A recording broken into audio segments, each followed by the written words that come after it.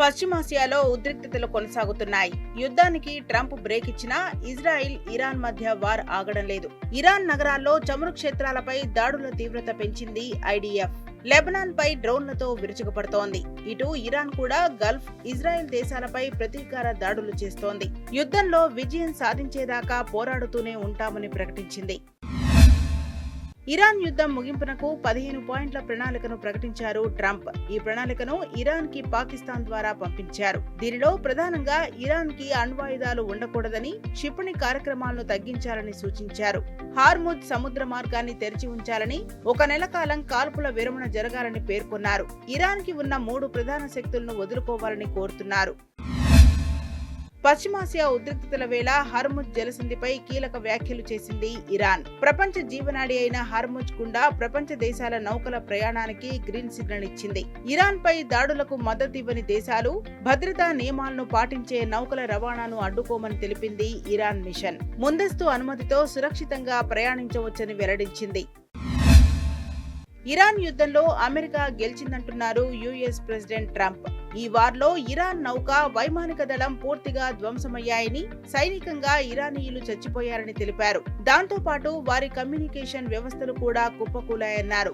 భవిష్యత్తులో ఎప్పుడూ అణ్వాయుధాలు తయారు చేయమని ఇరాన్ తమకు హామీ ఇచ్చిందన్నారు. ఒకవైపు యుద్ధం ముగింపుపై చర్చలు జరుపుతున్నామంటూనే మరోవైపు పశ్చిమాసియాలో ఉద్రిక్తతలు పెంచుతున్నారు యుఎస్ ప్రెసిడెంట్ ట్రంప్. ఇరాన్ వార్కు బ్రేక్ ఇచ్చామంటూనే మిడిల్ ఈస్ట్ కు భారీగా బలగాలను తరలిస్తున్నారు. అక్కడ ప్రస్తుతం ఉన్న అమెరికా మెరైన్ బలగాలకు తోడుగా 3000 మంది ఎలైట్ సైనికులు పంపుతున్నట్లు ప్రకటించారు. వీరంతా శుక్రవారం నాటికి అక్కడకు చేరుకోనున్నట్లు తెలుస్తోంది. యుద్ధంలో ఇరాన్ కు మద్దతిస్తున్న హెజ్బొల్లా అంతమే లక్ష్యంగా లెబనాన్ పై విరుచుకుపడుతోంది ఇజ్రాయిల్. బీరూట్ సహా దక్షిణ లెబనాన్ పై ముప్పేట దాడులు చేస్తోంది. తాజాగా దక్షిణ లెబనాన్ లోని లిటానీ నది వరకు ఉన్న ప్రాంతాన్ని స్వాధీనం చేసుకుంటామని ప్రకటించింది. అక్కడ సురక్షిత బఫర్ జోన్ ఏర్పాటు చేస్తామని తెలిపారు ఇజ్రాయెల్ రక్షణ మంత్రి కాట్జ్. ఇరాన్ పై యుద్ధాన్ని కొనసాగించాలంటున్నారు సౌదీ అరేబియా యువరాజు మహమ్మద్ బిన్ సల్మాన్. అవసరమైతే భూతల పోరాటం కూడా చేయాలని అమెరికాకు సూచించారు.